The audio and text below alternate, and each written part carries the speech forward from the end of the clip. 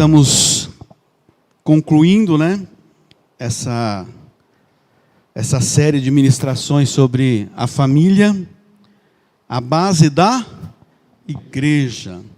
Hoje é a parte 8. Nós vamos falar de um personagem muito marcante para todos nós.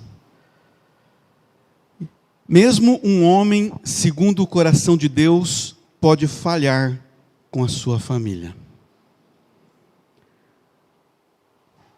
Porque falhar faz parte da nossa humanidade. Nós não somos perfeitos. O único perfeito é Deus. Amém? Nós sabemos que Deus se afeiçoou de Davi. Davi era um jovem sem expressão, vivia mais no meio das pastagens com as ovelhas do seu pai do que em qualquer outro lugar.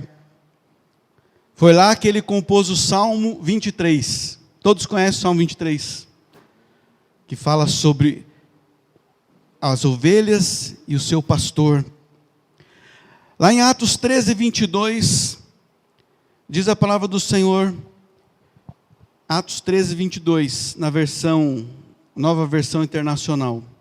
Depois de rejeitar Saul, levantou-lhes Davi como rei, sobre quem testemunhou. Encontrei Davi, filho de Jessé, homem segundo o meu coração. Ele fará tudo o que for da minha vontade. Essa era a forma como Deus via a Davi. Isso era o que Deus tinha estabelecido para aquele jovem, para que ele fosse uma grande referência na nação de Israel. Todos nós conhecemos a trajetória do pastor de ovelhas chamado Davi, que se tornou rei, o maior rei de Israel. Sim, sabemos que ele não ocupava um lugar de destaque em sua estrutura familiar. Quase foi esquecido em um dia extremamente especial. Todos se recordam daquela passagem, que o profeta Samuel, ele tem como destino a casa de Jessé. Porque lá, ele haveria de ungir o sucessor de Saul, que tinha sido rejeitado por Deus, por conta da sua desobediência. E todos nós sabemos que, quando ali ele chegou, o Jessé trouxe os seus filhos, o mais forte, e aí Deus falou, olha, não é esse, e assim foi sucessivamente, até que Samuel fala para Jessé, acabaram-se os seus filhos. Aí Jessé falou, opa, eu tenho mais um, ele está lá no campo, quase esqueceu.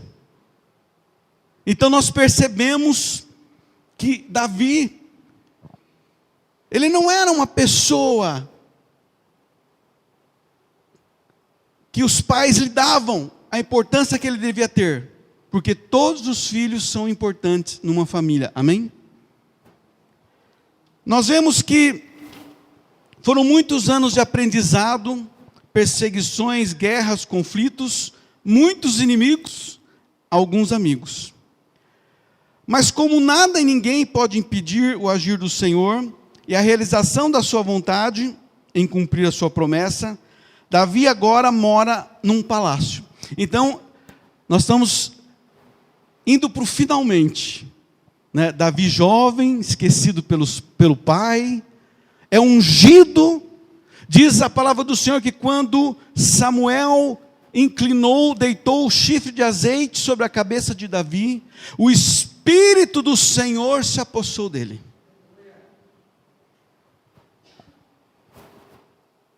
E foi esse Espírito do Senhor sobre Davi, que o tirou de trás das malhadas, como diz aquela música, e o colocou assentado no lugar de maior destaque na nação de Israel.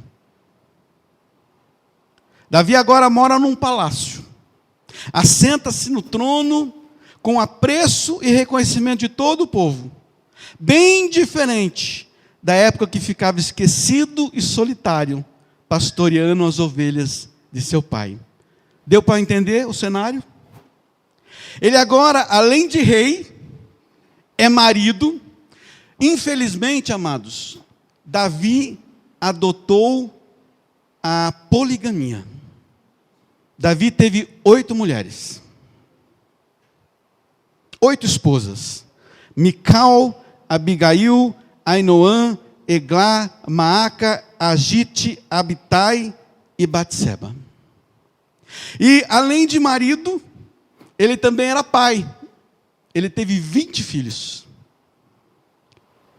Quilabe, Aminon, Itreão, Absalão, Tamar, Adonias, Cefatias, a criança que morreu antes de nascer, Simeia, Natã, Salomão, Ibar, Elisua, Nefeg, Jafia, Elisama, Eliade, Elifelete, Eipalete e Nogá. Quem é casado aqui? É fácil ter uma mulher, irmãos? Pode dizer que não, né? Agora você imagina ter 8 mulheres. Quem tem 3 filhos aqui? Quem tem 4? O Givanildo, você parou nos 4, né? Ter 4 filhos é fácil? Não é. Ó, ele ali, ó, sorrindo, ó, deixando o cabelo do pai branco. Imagina você ter 20 filhos com 8 mulheres diferentes. O maior desafio da vida de Davi, amados, não foi as batalhas. Não foram as batalhas. Não foram os inimigos. Foi a sua própria família. E, infelizmente, o mesmo êxito que Davi logrou enquanto guerreiro, enquanto general, enquanto chefe de batalhas, ele não conseguiu dentro da sua casa. Davi agora tem uma grande família real. Como líder de sua casa, precisava estar atento e responsivo a todas aquelas responsabilidades atribuídas por Deus ao sacerdote do lar, o pastor da família. Sabemos que não é uma tarefa fácil, principalmente quando diante de tantas esposas e tantos filhos, que eu já falei. Então vocês imaginam, amados, como Davi vivia sob pressão. Alguém aqui tem uma vida tranquila? Ninguém. Não é verdade? Nós vivemos constantemente sob pressão. Pressões externas, né, da nossa responsabilidade no trabalho, de sustentar a nossa casa, de educar os nossos filhos, ministerialmente na igreja. Nós somos pressionados de todas as formas. Com Davi não era diferente. E um dia fatídico, Davi, um homem segundo o coração de Deus, mas que convivia e enfrentava diariamente a sua humanidade. Então vamos fazer um paralelo. Da mesma forma como Davi, que tinha o Espírito Santo de Deus, somos nós. Amém? Nós temos o Espírito Santo de Deus. E da mesma forma como Deus enxergava em Davi um homem segundo o coração dele, de Deus, é assim que Deus nos vê. É assim que Deus sonha conosco, para que nós vivamos o melhor de Deus nessa terra. Lá em 2 Samuel 11:1, agora vai começar. Foi só uma introdução. 2 Samuel 11:1 diz assim: na primavera, época em que os reis saíam para a guerra, Davi enviou para a batalha Joabe, com os seus oficiais, e todo o exército de Israel. E eles derrotaram os amonitas, e cercaram Rabá, mas Davi permaneceu em Jerusalém. Então vamos entender. Este versículo mudou a vida de Davi. Diz esse texto que na primavera era um momento em que o rei, como líder do povo, ele devia sair à guerra. Então, esse texto está dizendo que Davi, ele tinha uma responsabilidade, uma missão a cumprir. Mas por algum motivo, ele declinou da sua responsabilidade e ficou em Jerusalém.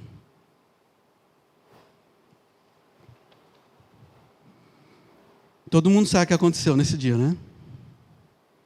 Nesse dia em que ele não deveria estar ali, ele saiu para passear na varanda do palácio e avistou Batseba. Primavera. Todo mundo sabe que é a primavera, né? Primavera, prima Ana, prima Joana, nada a ver. Primavera é a estação temperada e amena entre o inverno e o verão. Sim, todo mundo sabe disso, né? Quando você sai do inverno, que aqui no hemisfério sul é lá para o mês de julho, em setembro você está na primavera. Então saiu do frio, passou por uma estação amena para se preparar para o verão, que é uma estação quente. Então, primavera é um estado intermediário entre o inverno, que é frio, e o verão, que é quente. Isso faz lembrar o quê? Vamos lá. Apocalipse 3,15. Conheço as suas obras. Sei que você não é frio, nem quente. Melhor seria que fosse frio ou quente. Assim, porque você é morno, não é frio, nem quente. Então percebam, na primavera, no momento de mornidão da vida de Davi, no momento em que ele estava levando a vida na maciota.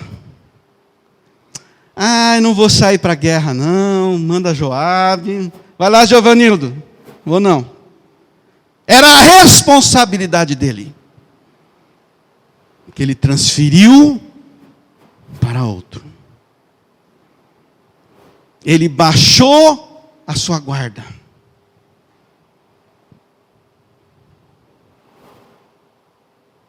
Ele baixou a sua guarda.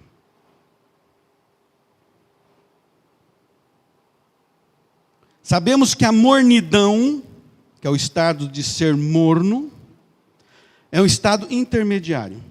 E dependendo da nossa reação, em pouco tempo poderá assumir um novo estado, podendo ser quente ou frio. Se permanecermos inertes, ou seja, sem reação, logo estaremos congelados. E nesse estágio exige maior força para reaquecer. Mas se formos diligentes, podemos retornar ao estado quente, deixando para trás a mornidão. Agora, o que eu devo fazer para sair de um estado que Deus não suporta? Davi, naquele dia, ele entrou num estado de mornidão.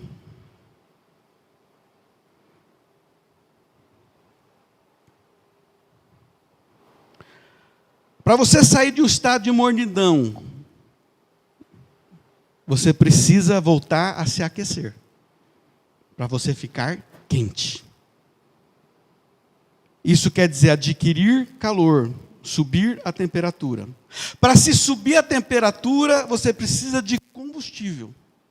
Vamos falar isso espiritualmente, porque eu preciso que vocês entendam. eu preciso, para sair da mornidão, para eu não esfriar na minha fé, para eu não delegar aos outros uma responsabilidade que é minha, para eu não perder o melhor de Deus para minha família, eu preciso estar abastecido da presença de Deus. Aquele mesmo Espírito que na casa do seu pai Jessé se apossou de Davi, naquele dia da primavera, é como se Davi tivesse dito ao Espírito Santo: fica aqui um pouquinho, porque eu vou viver um momento de relax espiritual. E o que eu posso usar como combustível para reaquecer a minha fé? A oração, o jejum, a adoração, o louvor, ações de graça, a palavra de Deus, a comunhão na igreja. É o que nós fazemos aqui. Nós viemos aqui à igreja, amados, mesmo quando não temos vontade de vir,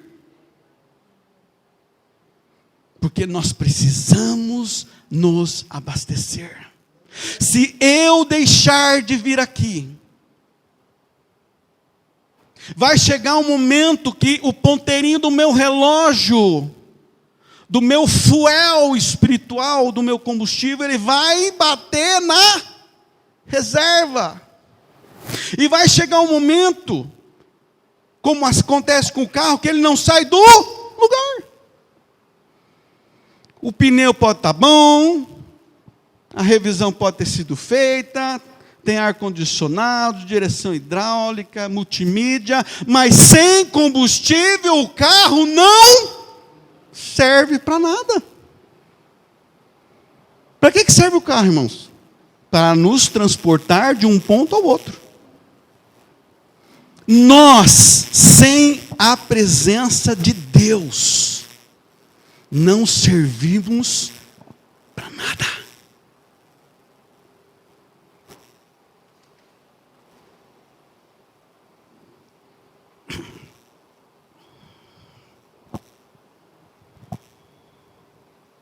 Tem coisas em nossas vidas que não adianta atribuir aos outros. Aparentemente até podemos alcançar o resultado almejado. Ele mandou Joabe, eles ganharam a guerra lá e foi festa. Entretanto, no futuro não tão distante, sofreremos consequências da nossa omissão e da nossa inércia. Uma tarde, continua o texto, lá de 2 Samuel. Uma tarde na primavera, Davi levantou-se da cama e foi passear pelo terraço.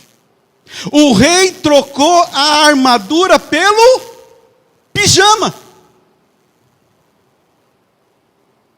O bonachão Davi. Meu reino está estabelecido, eu moro num palácio, eu tenho 8 mulheres, eu tenho 20 filhos, o povo me adora.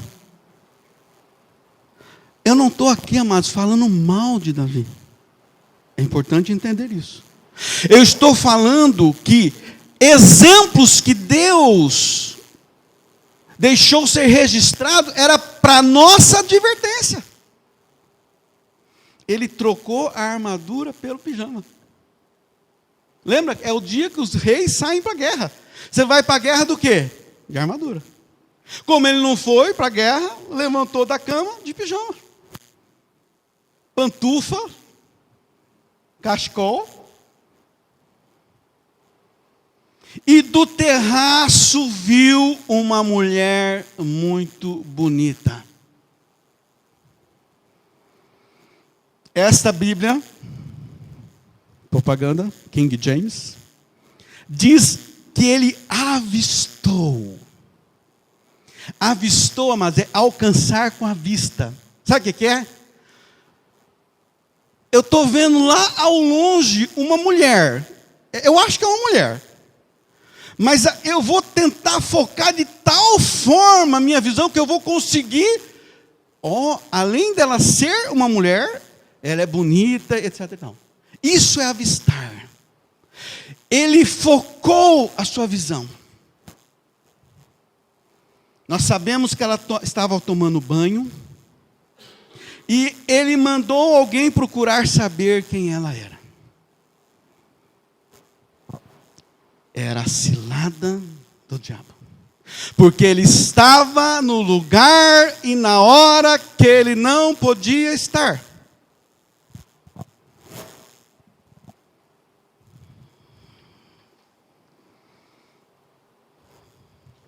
Mateus 6:22. Os olhos são a candeia do corpo. Se os seus olhos forem bons, todo o seu corpo será cheio de luz. Mas se os seus olhos forem maus, todo o seu corpo será cheio de trevas. Naquele momento, quando Davi abriu os seus olhos para dar vazão ao seu desejo, ele se encheu de trevas. E onde há trevas não pode coexistir a luz. Quando eu abro a porta para as trevas, eu fecho a porta para a luz. Eu abrindo a porta para as trevas, eu abro a porta para o inimigo da minha alma. Eu fechando a porta para a luz, eu fecho a porta para Deus. Disseram-lhe, é Batseba, ela é a filha de Eliã e mulher de Urias, o hitita. Está em 2 Samuel 11, 2-4. Ela é filha de Eliã. Eliã quer dizer, Deus é meu presente. É como se Deus ainda estivesse tentando que Davi tivesse um pouco de racionalidade e bom senso, para ele entender, olha, você está indo por um caminho que não deve. Eu sou o seu presente.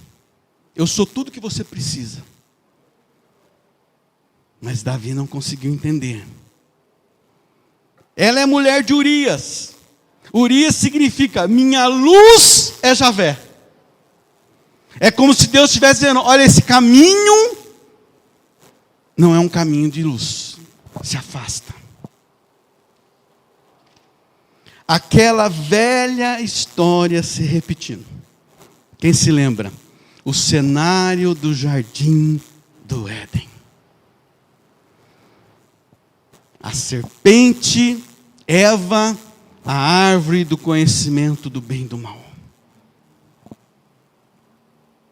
A escolha pela morte que resulta no medo, na vergonha e na culpa. Davi olhou, fazendo um paralelo, com a fruta, pegou e satisfez a sua vontade, colhendo as consequências da sua escolha. Nós sabemos que naquele dia, Davi se deitou com Batseba. E com isso ele cometeu adultério.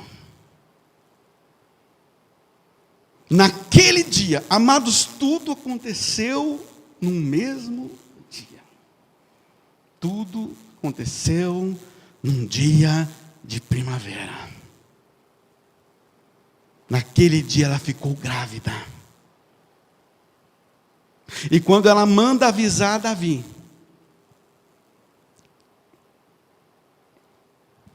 já não havia mais luz nele, porque ele abriu seus olhos para as trevas.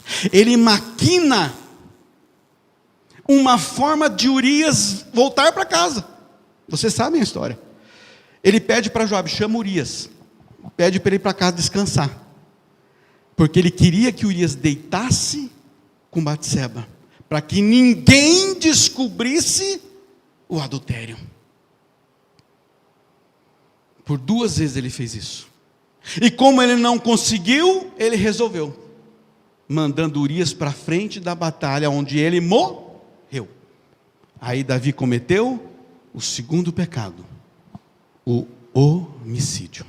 Não cobiçarás a mulher do próximo. Não matarás.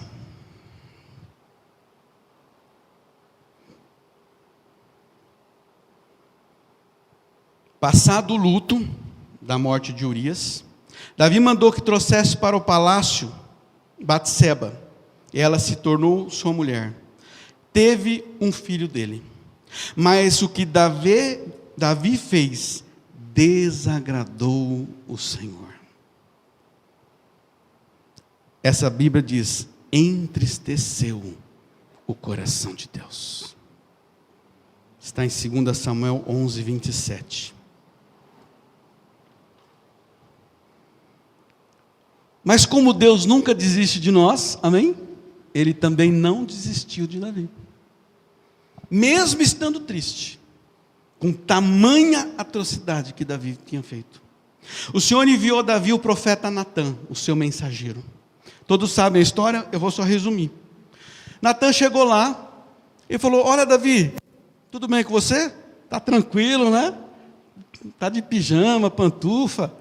Então, vou contar uma história. Havia um homem que ele tinha muitas ovelhas. Ele era rico, abastado. E havia um outro que tinha uma ovelha só. Chegando uma visita à casa do rico, ao invés dele sacrificar uma das várias ovelhas que ele tinha, ele foi na casa do pobre e pegou a única ovelha que o pobre tinha. Aí Davi chega para ele e fala assim para Natã. Então Davi encheu-se de ira contra o homem rico, e disse a Natã: juro pelo nome do Senhor, que o homem que fez isso merece a morte. Deverá pagar 4 vezes o preço da cordeira. Essas foram palavras de Davi. Aí Natã continuou: você é esse homem. Assim diz o Senhor, o Deus de Israel: eu o ungi rei e o livrei das mãos de Saul, dei a você a casa e as mulheres do teu Senhor, dei a você a nação de Israel e Judá. E se tudo isso não fosse suficiente, eu teria te dado mais ainda. Por que você me desprezou a palavra do Senhor, fazendo o que ele reprova? Você matou Urias, o hitita, com a espada dos amonitas, e ficou com a mulher dele. Por isso, a espada nunca se afastará da sua família. Tudo começou no tal dia da primavera.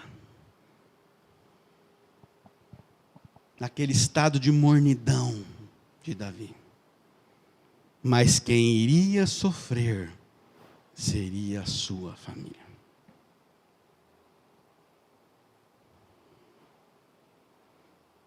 Todos nós estamos diariamente sujeitos a escolhas. Talvez não corresponda a uma situação semelhante, por conta da gravidade. Nós estávamos falando de adultério e homicídio. Não somos super homens ou super mulheres espirituais. Amados, se aconteceu com Davi, um homem segundo o coração de Deus, reservadas as proporções, poderá acontecer conosco. Tudo que somos e temos é fruto da graça e favor do Senhor. Esse reconhecimento nos faz depender dEle, colocar toda a nossa confiança em sua misericórdia e fidelidade. Então disse Davi a Natã, vamos imaginar a cena, né, irmãos? Pequei contra o Senhor. Isso é nobre. É isso que chama atenção para Deus em Davi. Pequei. Ele assumiu. Ele não se justificou. Ele poderia dizer, não, a Batseba piscou para ele. Eu vi, ela estava lá tomando banho e rebolando lá na água, só para chamar a minha atenção. Eu pequei.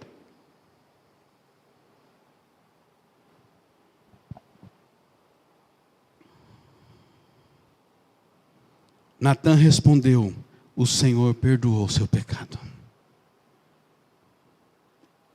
Você conhece outro Deus que seja tão misericórdia e compassivo como esse?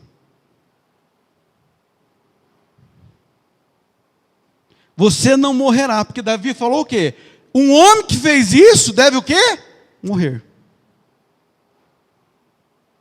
Entretanto, uma vez que você insultou o Senhor, o menino morrerá. O que Davi disse? Que quem fez isso teria que pagar quantas vezes? 4. Davi matou Urias. O seu filho com Batseba morreu. 1. Eu não vou ficar me contendo porque o tempo corre. Nós sabemos que, deixa eu ver os nomes aqui, que é muito nome. Não, deixa eu continuar aqui. Um homem segundo o coração de Deus não é uma pessoa perfeita. Amém? Está falando conosco. Nós não somos perfeitos. E sim um filho que reconhece a sua falibilidade. Não se justifica diante do erro e aceita a correção do seu pai. Esse era Davi. Pequei. Estou pronto para receber o castigo, a punição, a disciplina. Isso é um homem segundo o coração de Deus. Ele não é perfeito, mas ele está pronto para se arrepender de uma forma genuína e sincera. O que Jesus disse para a mulher adúltera?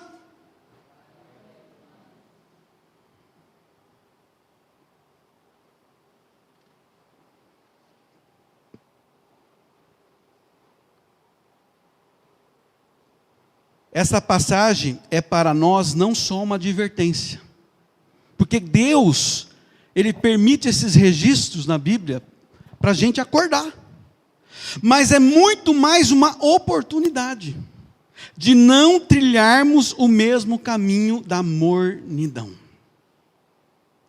Esse caminho nos leva para o sofrimento e a destruição. Davi falou que merecia pagar 4 vezes. Morreu o filho de Batseba. Nós sabemos que Aminon, filho de Davi, estuprou, violentou sua irmã. Nós estamos falando de uma família real. Por conta disso, Absalão, outro filho de Davi, matou o irmão. Algum filho seu matou algum irmão da sua família? Não. Segunda morte. Por conta de Absalão ter conspirado contra o próprio pai para ser rei, ele foi morto por Joabe. 3.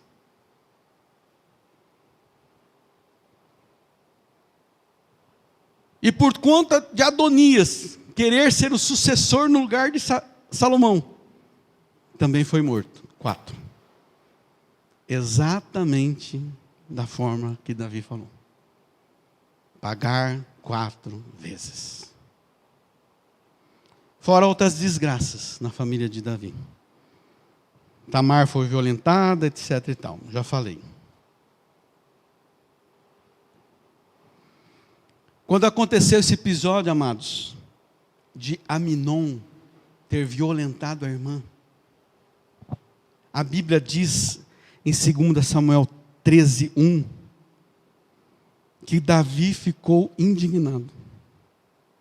Ao saber de tudo isso, o rei Davi ficou indignado, que quer dizer revoltado.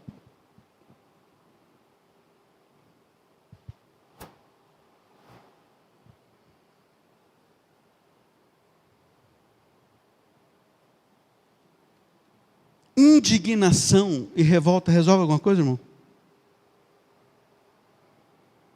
Davi não teve nenhuma atitude, além de ficar revoltado. A Bíblia não fala mais dessa mulher, filha do Davi, Tamar. Vocês imaginam como é que foi a vida dessa moça?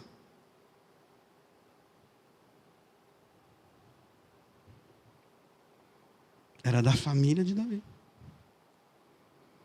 E o Absalão não falou nada com Aminon, nem bem nem mal, embora o odiasse por ter violentado a sua mãe. Então você imagina, Davi percebe o sofrimento da filha. Davi percebe o ódio mortal do irmão. E não faz nada. Isso tem um nome: procrastinação. Eu sei que eu preciso resolver algo hoje, mas vamos deixar para amanhã. As coisas na família não se resolvem assim. Amados, se você acha que empurrar a sujeira para debaixo do tapete vai amenizar a dor e o sofrimento, eu quero dizer uma verdade para você: você está enganado. Você empurrar para debaixo do tapete só vai postergar o sofrimento e a dor. 2 anos se passaram, 730 dias, com a omissão, a inércia e a indiferença do rei e do pai Davi.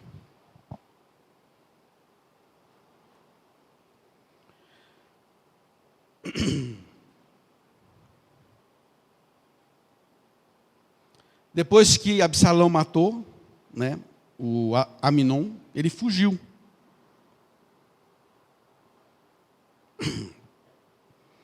Diz assim lá em 2 Samuel 13, 23. Absalão fugiu para o território de Talmai, filho de Amiúde, rei de Gesur. E o rei Davi pranteava. Ficou lamentando. A lamentação de Davi resolvia alguma coisa? Não. Talvez ele lamentava porque se sentia culpado. Lembra que tudo começou num dia de primavera? Esses relatos, eles são uma sequência desse dia. Porque nesse dia, Davi abriu uma porta para as trevas. Mais 3 anos se passaram, mais 1095 dias. Então Joabe foi a Gessur, trouxe Absalão de volta para Jerusalém. Mas o rei disse: ele irá para a casa dele, não virá à minha presença. De novo a procrastinação. Era a oportunidade. Quantos filhos Davi já tinha perdido? 2. Fora a filha. Era a oportunidade dele romper o ciclo. Ele poderia ter chamado Absalão: vem cá, filho. Eu não fiz o que deveria ter feito para proteger a sua irmã. Eu não fiz o que deveria ter feito para punir Aminon. Eu sei da sua indignação, do seu ódio, mas vem cá.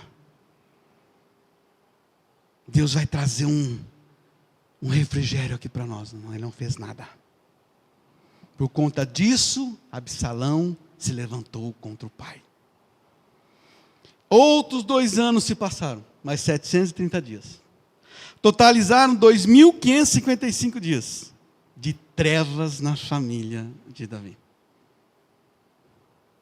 Sabe quando apagou a luz? Bastava que ele se levantasse e apertasse o interruptor.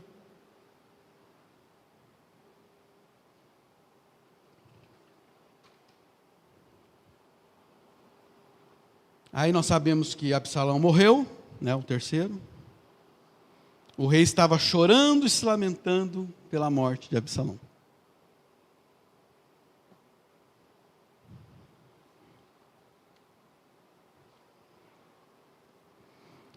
Ora, Adonias, em 1 Reis 1:1, eu estou terminando, cuja mãe se chamava Agite, tomou a dianteira e disse: eu serei rei.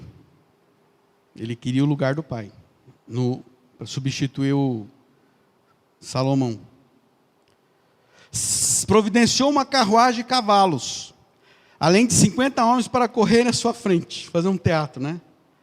Seu pai nunca o havia contrariado. Nunca lhe perguntou: por que você age assim?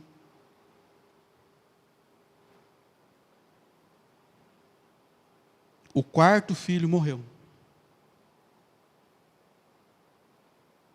Por causa da procrastinação. Ei, rapaz! O que é que você está fazendo aí? Qual é o problema da sua cabeça? Vamos confrontar. Não. Segue a vida. Saber estabelecer limites em nossa família é também uma expressão do amor de Deus. Amados, o que nós mais vemos hoje são filhos clamando aos seus pais por limites.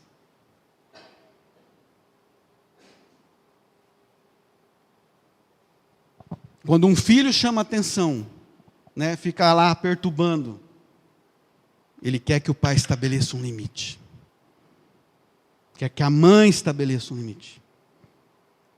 E nós não fazemos nada. E o filho vai, fica rebelde. Se você analisar estatisticamente, quantos adolescentes saem da igreja? Eles eram crianças maravilhosas, cantando na escolinha, na salinha das crianças. E aos poucos eles vão saindo da igreja. Por omissão dos pais. Então Davi descansou com seus antepassados.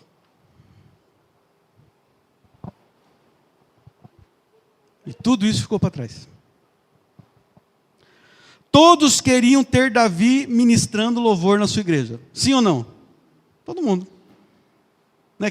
Quem não queria ter no corpo, né, do ministério de louvor da sua igreja o autor do Salmo 23? Todo mundo. Todo mundo queria ter um Davi dedilhando a harpa. Que ele fazia isso com maestria. Diz a Bíblia que até o espírito maligno de Saul ia embora.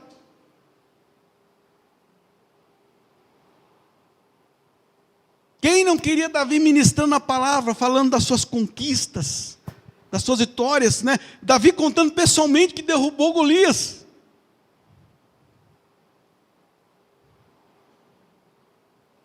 Porém, nos bastidores, sua família estava desestruturada. Sua casa estava dividida. A sua descendência marcada por altos e baixos.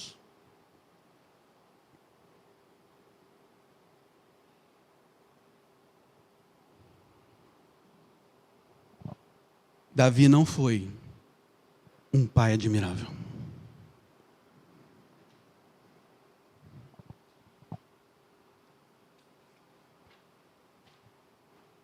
Gálatas 5,15 diz assim: por isso digo, vivam pelo Espírito, e de modo nenhum satisfarão os desejos da carne. Da mesma forma, como o Espírito do Senhor se apossou de Davi, no dia em que ele foi ungido em Ramá,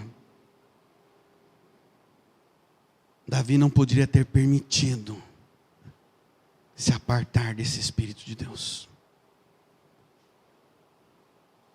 Efésios 5,14 diz: portanto, vede prudentemente como andais, não como nécios, não como estupidez, mas como sábios, remindo o tempo, por quantos dias são maus.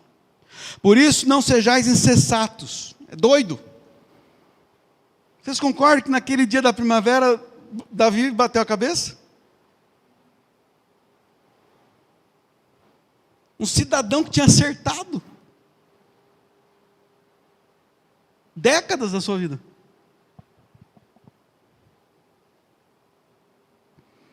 Mas entendei qual seja a vontade do Senhor. Não vos embriagueis com vinho, mas enchei-vos do Espírito. Amados, a receita para nós termos uma família estruturada, para nós termos filhos abençoados e protegidos, para nós sermos na igreja uma extensão do que somos em casa, é estar cheios do Espírito Santo. E como que eu me encho do Espírito?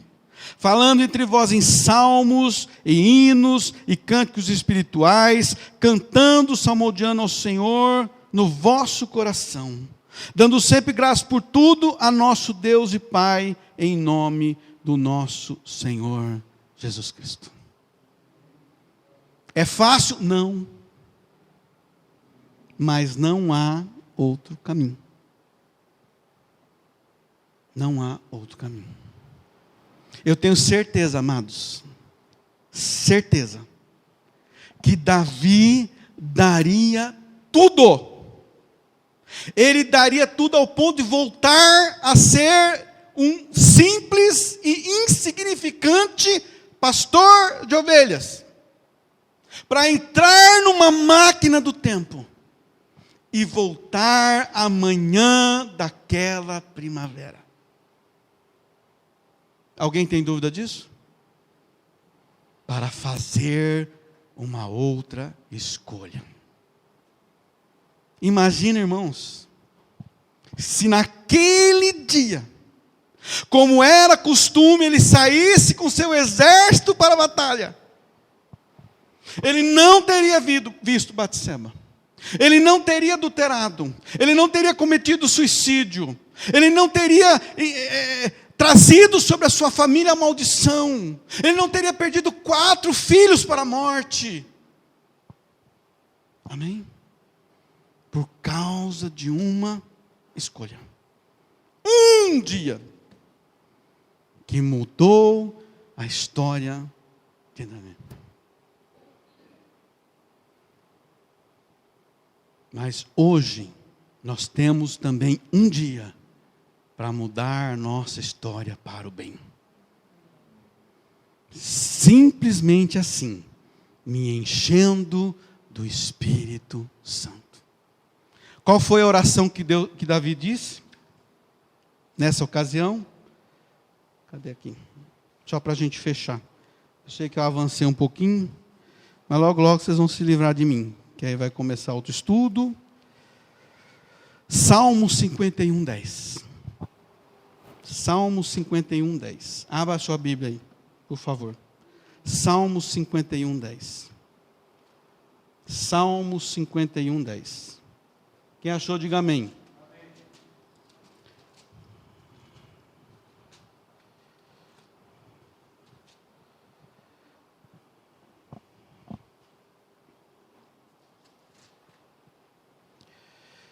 O título desse salmo diz assim: ao regente do coro, salmo de Davi. Davi é o autor. Quando o profeta Natã o confrontou, depois de haver ele cometido adultério com Batseba. Esse é o salmo. Naquele dia que ele falou: eu pequei. Ele orou assim: cria em mim um coração puro, ó Deus. Renova dentro de mim um espírito estável. Não me expulse, não me lance fora da tua presença. E não tires de mim o teu Santo Espírito. Devolve-me a alegria da tua salvação. Um homem segundo o coração de Deus, no momento que precisa assumir os seus erros, pode fazer essa oração e será atendido. Amém? É isso que nós desejamos. Que jamais nós percamos a presença do Senhor. Jamais nós olhemos para dentro de nós e sintamos um vazio, porque o Espírito dele se foi. Jamais. Amém?